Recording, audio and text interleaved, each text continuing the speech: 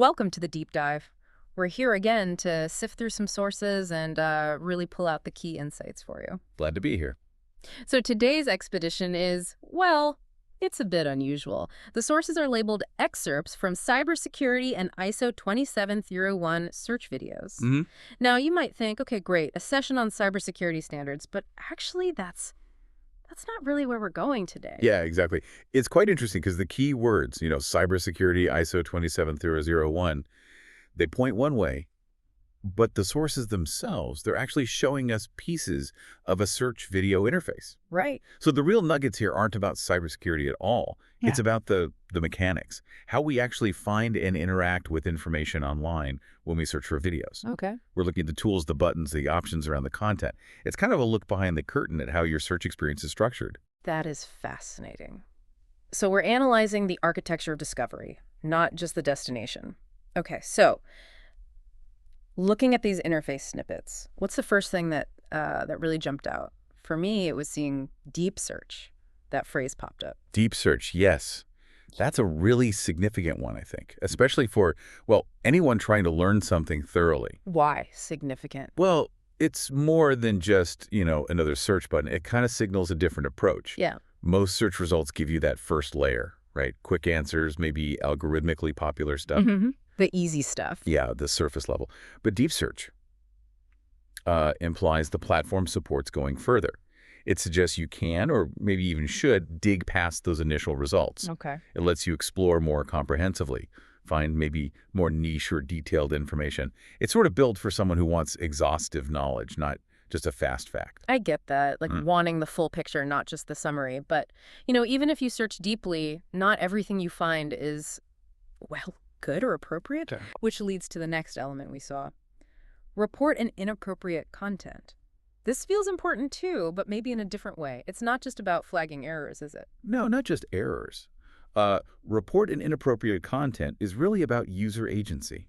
It's a mechanism that shifts you from just passively consuming information to actively participating in, like curating the information space. Curating, how so? Well, think of it as a kind of distributed quality control. You, the user, get to signal when something seems off or wrong or, well, inappropriate according to the platform standards, presumably. Right. It gives you a voice in shaping what's considered acceptable or relevant within that system. Your input actually helps refine the environment for everyone else. Okay, so it's like individuals helping to maintain the quality of the whole information pool. That makes sense. Exactly. And speaking of user input and shaping things, there was another common phrase in the sources.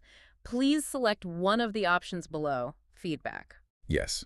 And that one, especially when you see it alongside the report function, really highlights how these online environments are meant to be, well, collaborative and dynamic. Dynamic how? It's not like a printed encyclopedia, right? It's constantly evolving.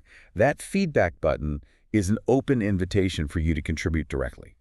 Whether you found something useful or the search was bad or you have a suggestion, that feedback is essentially meta. It helps the platform improve its search, its presentation, its overall service. So the report is for specific bad content and feedback is more general for improving the system itself. Sort of, yeah. Both empower you, the user, to go beyond just consuming.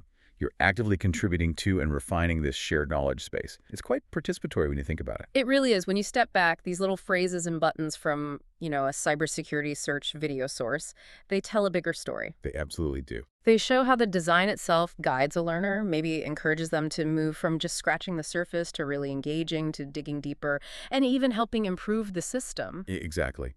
The design choices reveal a lot about the platform's philosophy on user interaction and knowledge discovery. So let's wrap this up. The big takeaway today wasn't some specific detail about ISO 27001 or cybersecurity threats. No, definitely not. Instead, we uncovered something I think more fundamental. We looked at the underlying architecture for finding and refining information online, specifically in these search video contexts. We talked about deep search as a tool for going beyond the surface. We saw it report an inappropriate content as a way for users to exercise agency and help curate this space. Right. Distributed quality control. And then feedback as that mechanism for direct collaborative improvement of the whole system. These aren't just interface elements. They really shape how we learn and interact with knowledge. Which leads to maybe a final thought for you, the listener. Uh-oh. Next time you're online searching for something, we would pause for a second. Look at the actual tools surrounding the content. The buttons, the options, the layout. How are they designed? What are they nudging you to do? And think about how your own clicks, your searches, your feedback, even using something like a deep search, how that actually feeds back into this huge collective knowledge system that's always changing. That's a great point. What else can you discover, not just from the information, but about the process of finding it? Definitely something to chew on. A really different way to look at our everyday online journeys. We hope this gives you a new lens for your own deep dives.